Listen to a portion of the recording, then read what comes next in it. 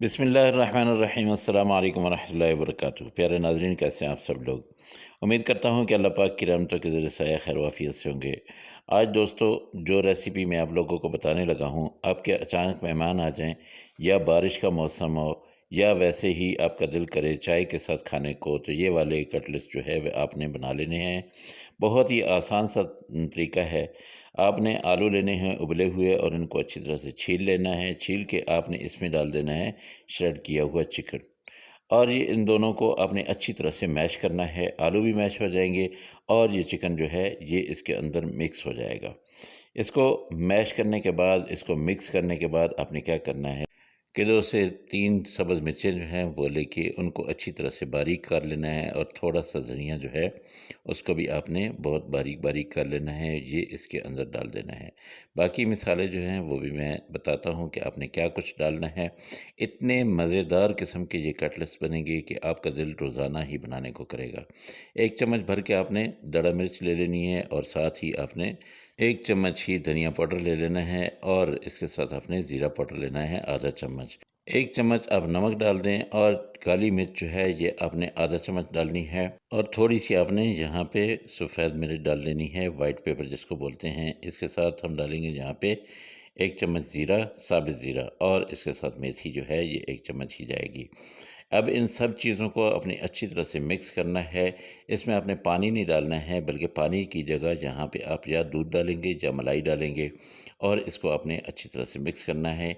इतने ज़बरदस्त किस्म के ये वाले कटलेट्स बनेंगे कि आपका दिल इसको बार-बार बनाने को करेगा। ये मलाई या क्रीम जो है ये मेरे घर की अपनी है, मैंने अपने दूध के ऊपर से उतारी है। आपके पास भी अगर क्रीम हो तो वो आप डाल लें, और अगर आपके पास फ्रेश क्रीम नहीं है तो आप बाज़ार से ला के भी डाल सकते हैं, लेकिन आपने ये डालनी ज़रूर है।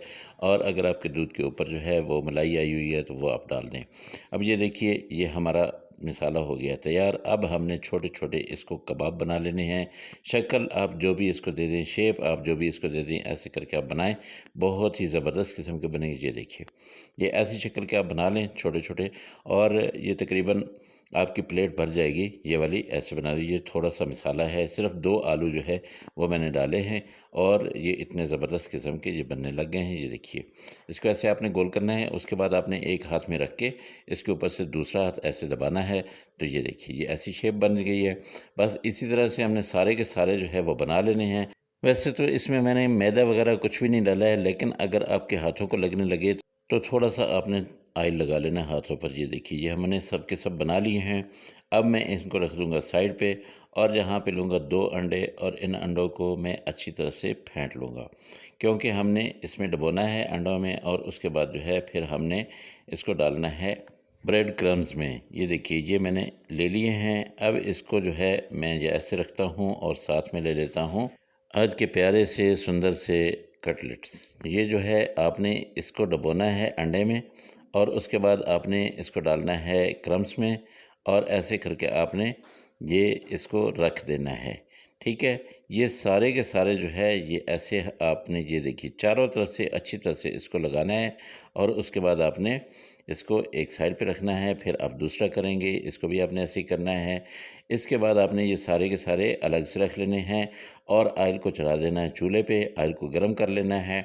इसी दौरान अगर आप लोगों को मेरी ये रेसिपी अच्छी लग रही हो तो जल्दी से आप सब्सक्राइब कर लीजिएगा चैनल को। ये देखिए, बिस्मिल्लाहिर्रहमानिर्रहीम। अब देखें, ऑयल जो था मैंने बहुत ज़्यादा नहीं डाला, और उसके साथ-साथ जो है मैंने ये तेज़ी से रखे हैं ताकि ये जले नहीं।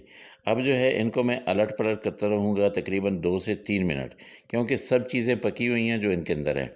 हमने क्या करना है कि ये ऊपर से जो है इसको पकाना है, इसको एक कलर देना है। गोल्डन सा कलर जब आ जाए तब हमने इसको उतार लेना है। तो आपसे मैं यही गुज़ारिश कर रहा था कि मेरे चैनल को जल्दी से आप सब्सक्राइब कर लीजिएगा। वीडियो को जो है वो लाइक, और अपने दोस्तों के साथ, अपनी फैमिलीज़ के साथ जो है इसको शेयर ज़रूर कर लेना है। ये देखिए, अच्छा सा प्यारा सा एक कमेंट भी दे दीजिए अगर आप लोगों को ये रेसिपी अच्छी लगे, और आप लोग इसको ट्राई करें। मैं आपको बार-बार कहा करता हूँ कि मेरी रेसिपीज़ जो हैं उनको आप ट्राई ज़रूर किया करें, मुझे फ़ीडबैक दिया करें कि आप लोगों को ये कैसी लग रही हैं।